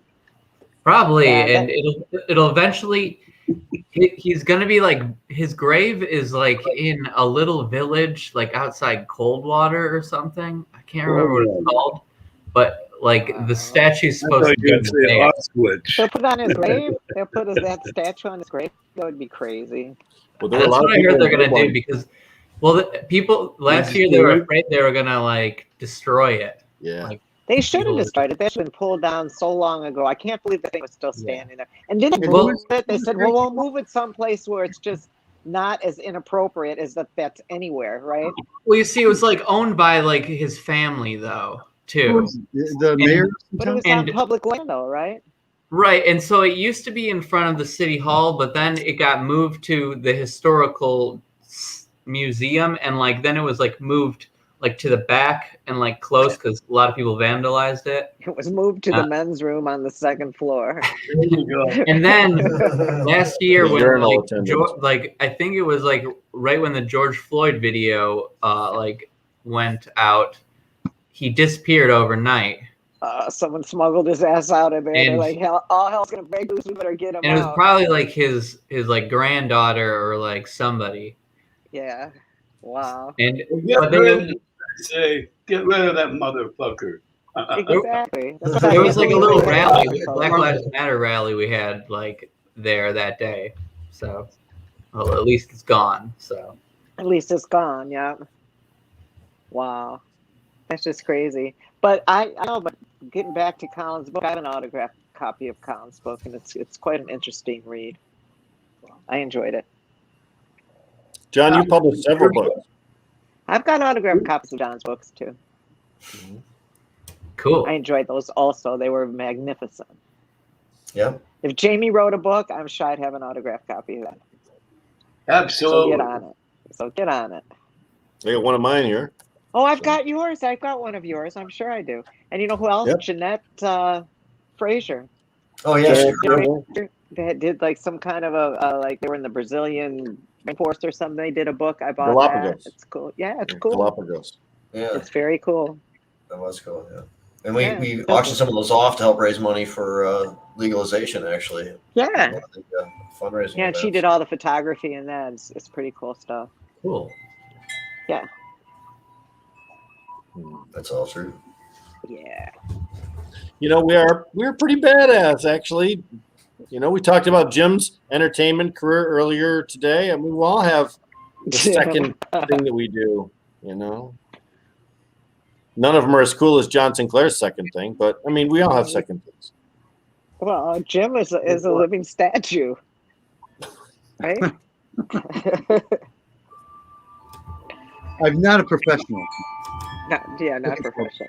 I can play. If he does that, it's just for I think you can entertainment pull it off. purposes. I think you do. Yeah.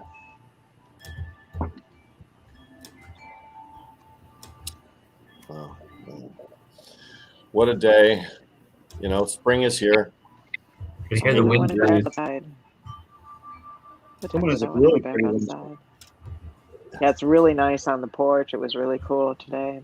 It's gonna be awesome Yeah, tomorrow, me I too. think too. Yeah. Sitting outside, you've been sitting outside, John? I was on the porch. Yeah, beautiful today. I get my Oh, you've shot got all those tomorrow. really pretty trees back there too. Are they blooming? Starting to bloom, yeah. Yeah. Some of that's them are beautiful blooming. back there. Uh-oh, is Jamie playing the I don't know what the strobe light thing is all about. Wow. Yeah. Somebody might have a Well, secret you know, I here. guess that's how funky Oh, that it's is. John's thing. Yeah, you're Okay. triggering my headache, man. Not at all. Please don't. Oh, White Pat. Jamie, please don't. Please stop that. Rick's gonna have a seizure. Stop. All right. Hmm. Good show. Thank you. that was psychedelic. That was. I guess it Jim, couldn't look help at Jim itself. is gone. He ran out of the Like room. Psychedelic White He's back. Panther. See that? Are we back? He's back. Back. We back. That was scary. That looks like a mimeograph. Okay, White so Panther. 2 people thought it was scary. 2 people thought it was cool. What did you think, Colin? I thought it was cool too. I thought it was Okay, psychedelic. 3 people thought it was cool, and Jamie obviously thought it was cool. So cool wins. I did, but I kind of didn't want it to happen because There's some you can sort of see air. the image better without it. But you know, we'll give it. That's a cool thing. The person we're going to have on next week, and who's been working with us, the Michigan Cannabis Freedom Coalition, has parents who were Black Panthers, Wow. and she's aware of the White Panther group and Who is it? some of that history and stuff like that. Her name was Najavana. And we're talking to her next week. Awesome.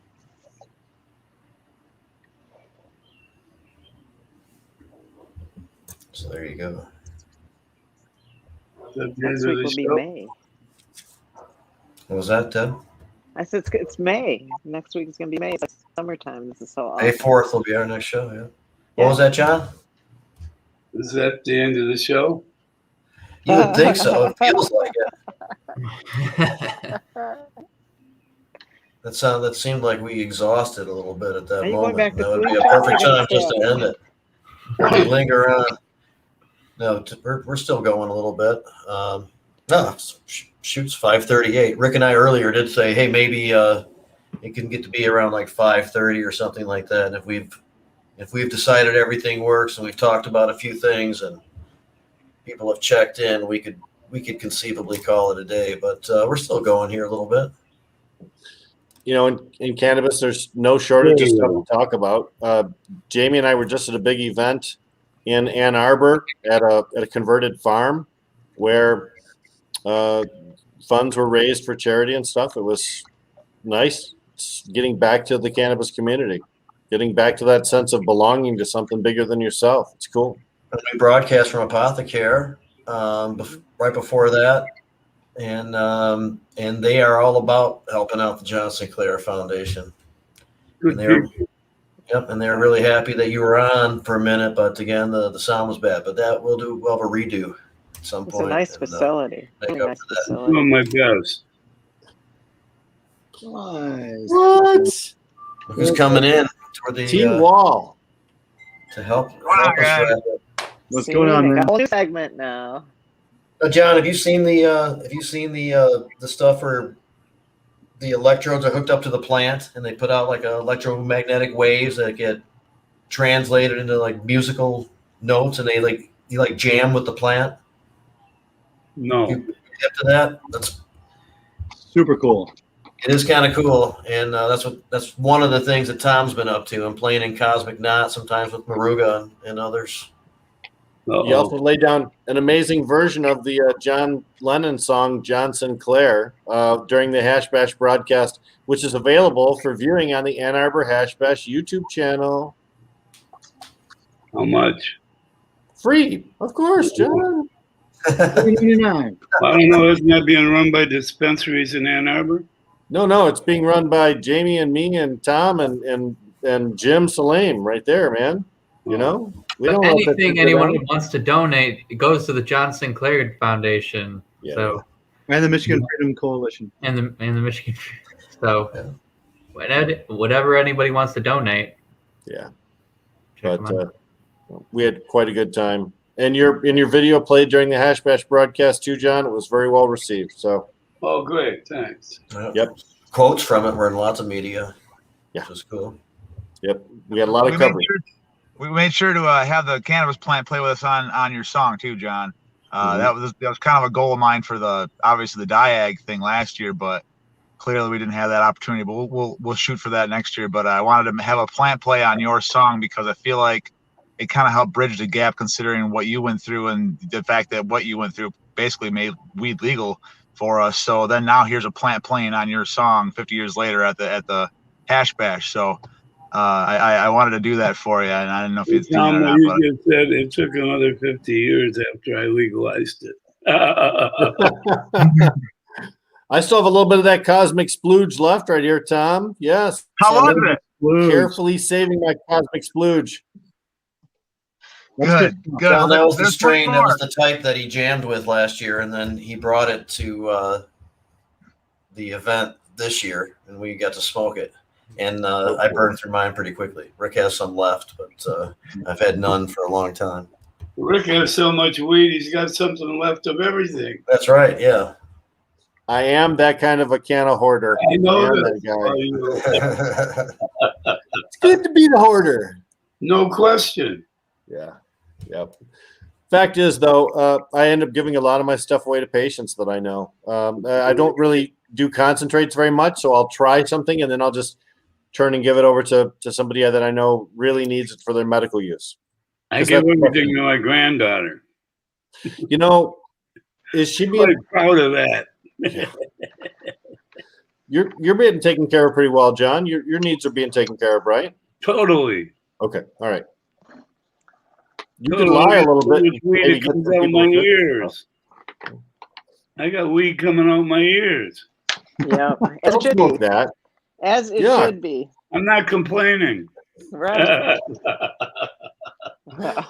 I've got too much cannabis. Stop. Right.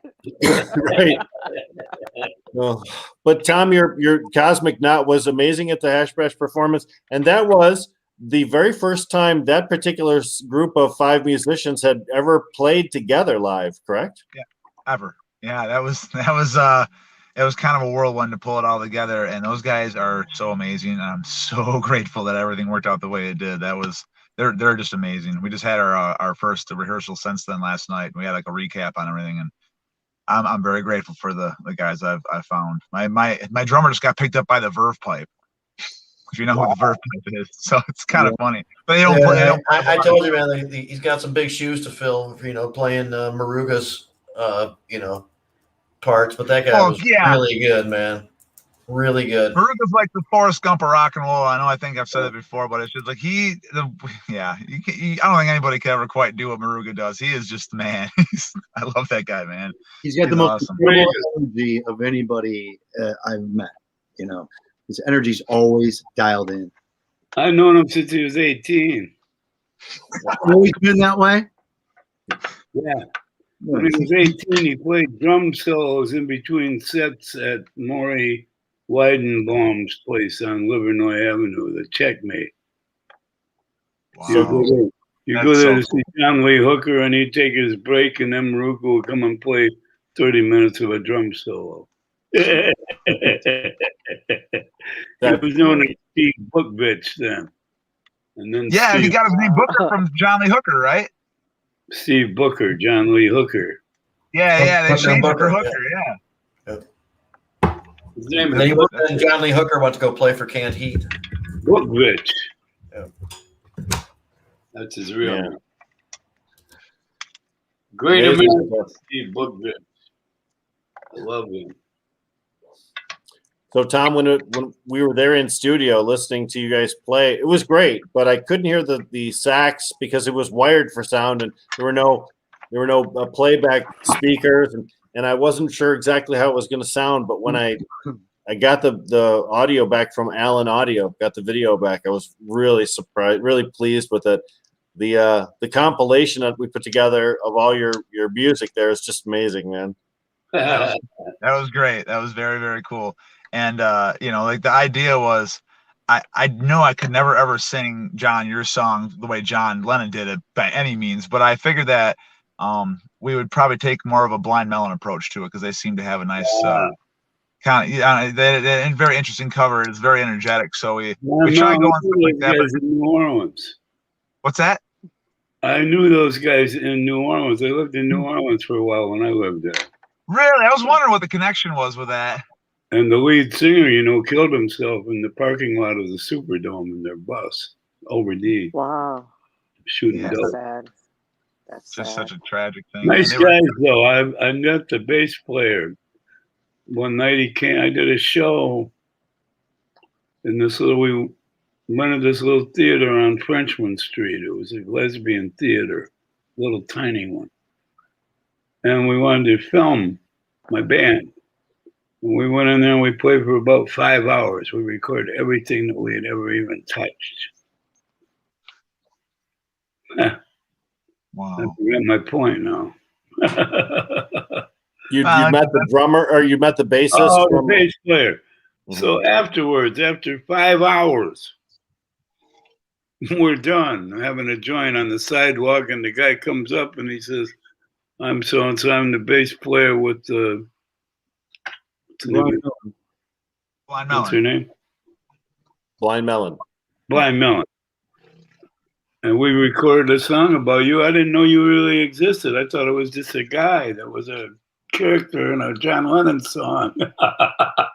Oh, wow. That's hilarious. When I read about you in the paper and said you're a performance, so we thought we'd come and see you. They stayed for the whole fucking show. I couldn't believe it. Nice people. That's sweet. Wow. What a terrible thing happened to your band to have the lead singer OD in the parking lot of the Superdome, man. Yeah. Troubled soul, but one of those people that were just burning so bright that it just, some of them go like that. They almost can't handle their own selves at that point. Yeah. It's a tragedy for the fans, but it's a bigger tragedy for the bandmates because they lose a trust. Smoke some weed and put the fucking needle away. Yeah. Absolutely. Yeah, I've had to struggle with friends and family that have been addicted to opiates my whole life, and weed has been the one thing that's helped push them past that point. So no one's ever died from smoking a joint. No one died from smoking a joint. Yep. Ever.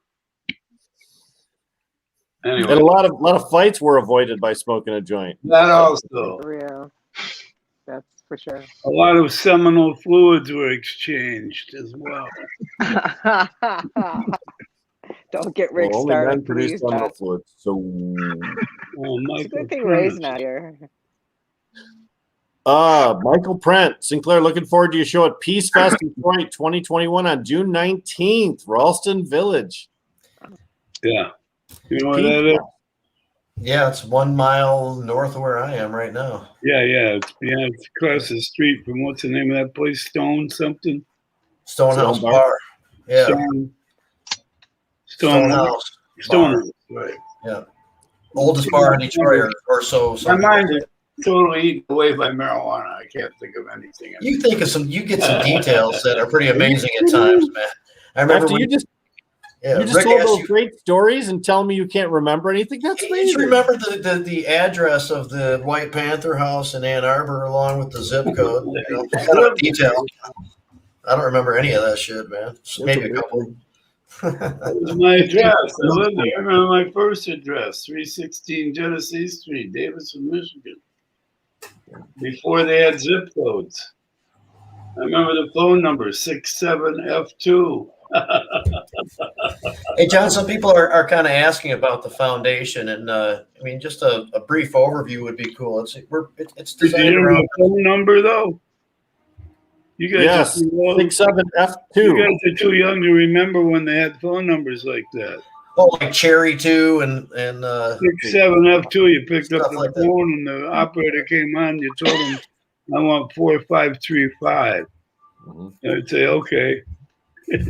1 moment, please. Right. Literally had to I unplug the remember wire. that. Yeah.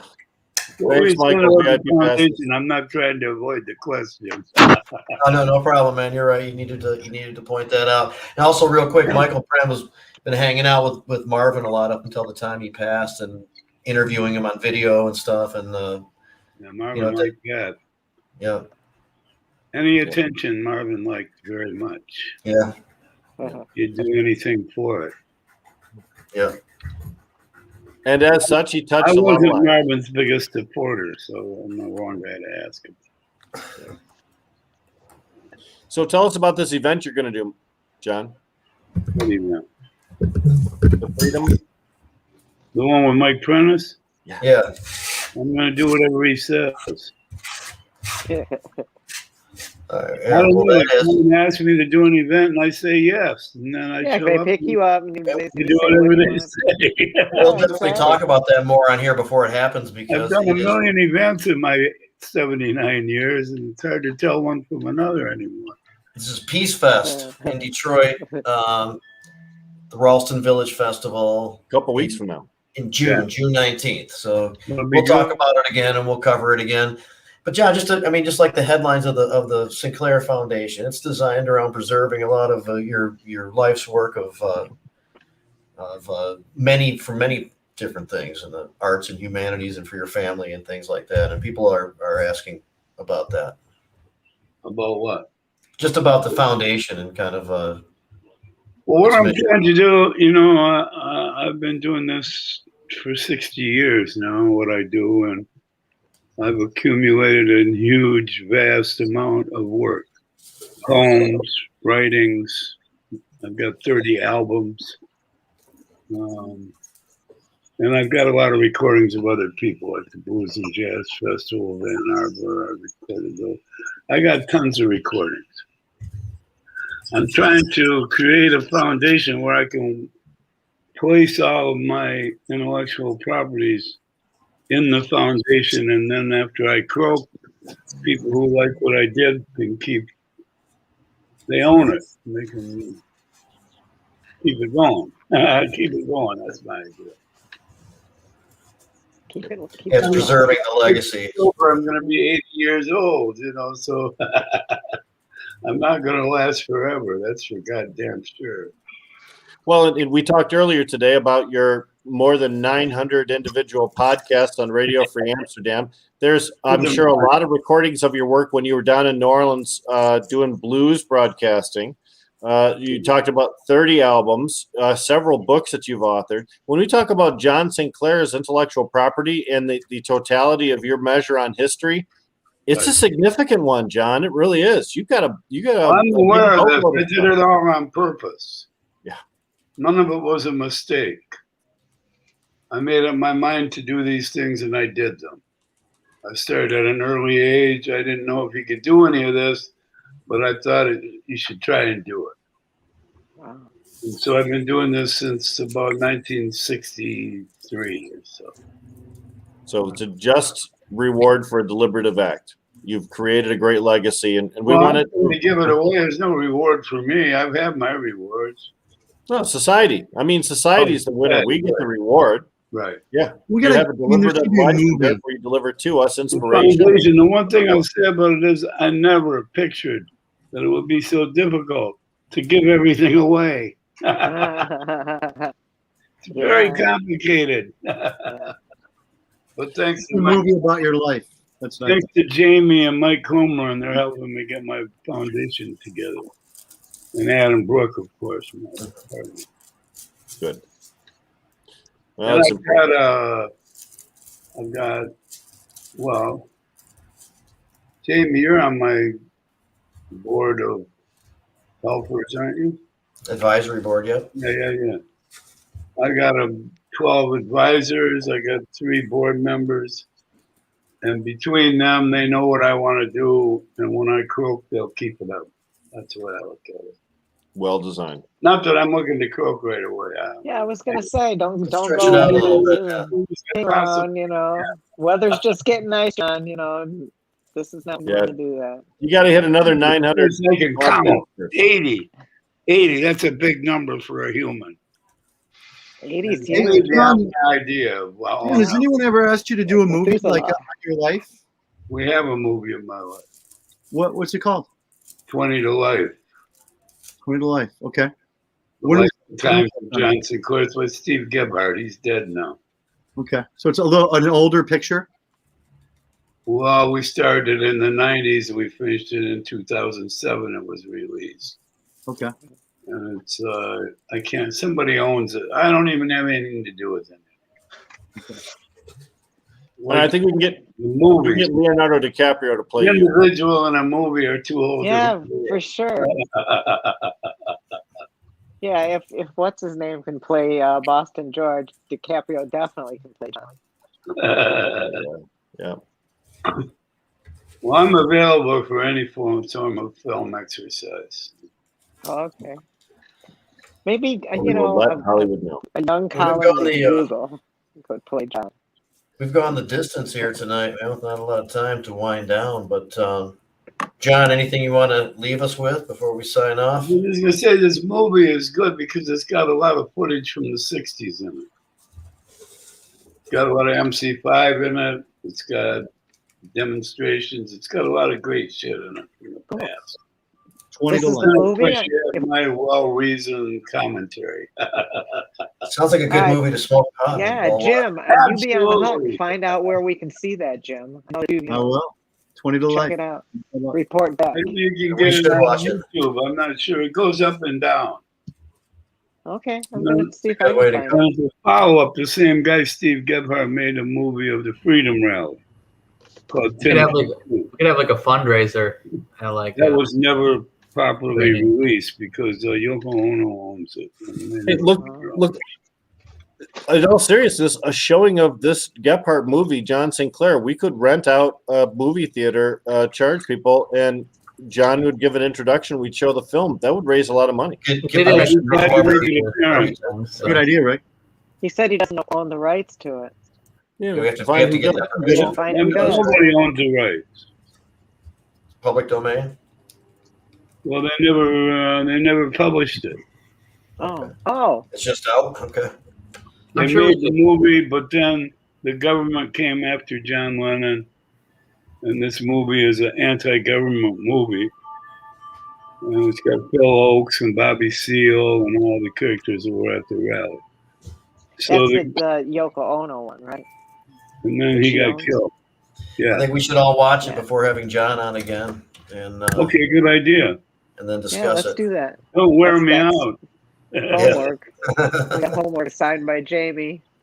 Yep, that's what it is. So, Tom, what's going on, man? What would you like to leave us with? Definitely, if you've got music stuff happening, please let it be known.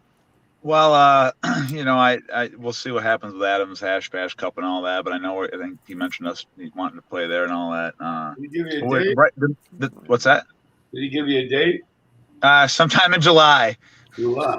Middle of July is what I got right now. But beyond that, we are working on our next album, Do You, and that's going to feature plant music, but it's also got Maruga on it, and I'm going to have a few other guests on it. But yeah, that's coming up. We're working on that heavy. By June, we're going to be in there and really getting into the studio, and I'm going to be in there a few days out of the week and just trying to knock all that out. In the meantime, I know we're playing Pond Jam this year and Tamarack Fest and Pond Jam. a few of the other festivals. I love Pond Jam. It's Pond Jam's the bomb, isn't it? I yeah, finally if you don't know, talked you Rick into don't know. going. It's a private festival, but it's such a cool little place, and I highly It's the recommend everybody best. get up there. Yeah. See, Rick. And then where you going? I'm we good. do our I'm own feeling festival it. called the Festival Music Festival too, and that'll be happening in July, or August, weekend of August 20th. And beyond that, I just want to say thanks for having us on there, and thanks for letting us be part of everything. And John, thanks for everything that you've done to be able to stir the pot and make this even happen, because we all know we wouldn't be doing this without all the absolutely amazing work that you had to put in to do what you did. So thanks for being that fire and the catalyst to really get things going and basically Well, you were around to see it happen, so it wasn't a dumb thing after all. But yeah, other than that, just thanks, guys. I really appreciate it. Awesome, man. Oh, and if you want to look at any info on the plant thing, look at cosmicnoutmusic.com, and you'll find all sorts of stuff about that. So yeah, just want to smoke that plant that you played with this year, next year, of course. Are you smoking? Oh yeah, don't worry. We're gonna have that. I'm gonna put that in the greenhouse. So that'll be fun. We'll see how that goes. But all right. I still got some. So, Jim. Yeah, thank you, everybody. Tom and John, thanks for coming on the show today. It's really great to see both of you guys. I really love both of your work. I've got, the NTO show. I'll give one guest, and I'll let Colin tell the other guest. I think we might have William Leonard Picard on this Friday, who was incarcerated for LSD production. And then that's this Friday at 4:00 on Facebook. And then Colin, go ahead. Second guest is Senator Jeff Irwin, and we're going to talk about the bill that he's going to introduce sometime in the Senate, decriminalizing entheogens. So look forward to hearing from him. So, no more police in our affairs. Right. Right on, John. Yep. Don't bust me for my bloodstream. No. Exactly. Or my ideas. Exactly. So yeah, check out the Antheo show on Friday at 4:00, 4 to 5:30. Great show. Glad you guys are doing that. So yeah, when I was saying that that Grow Green was huge, it is. In fact, it's the largest store in the country, hydro store in the country, at over 75,000 square feet now. Wow. That's enormous. Don't get lost. Yeah, so there's enough room for the soil inside if they need to put it in. Very great to see you as always. Yes, John, looking great. Yeah, Deb, please wrap us up. You looking pretty good yourself, baby. Thank you. I'm heading out on the porch. I'm going to eat a little pizza, sit on the porch, smoke a joint, a little relaxing. Everybody enjoy it. Smoke weed every day till we meet up again next week. Amen. Hey, all right, Jazz Cabbage Cafe, everybody. Looks like this is our new streaming service, so it only gets better from here. Yeah. Welcome, Twitch viewers. And thanks a lot to Darren McCarty who stopped in to help us check this out. Yeah. Tom Wall and John, the legendary John Sinclair. All right, Jazz Cabbage, everybody. Thank you. Have a good night.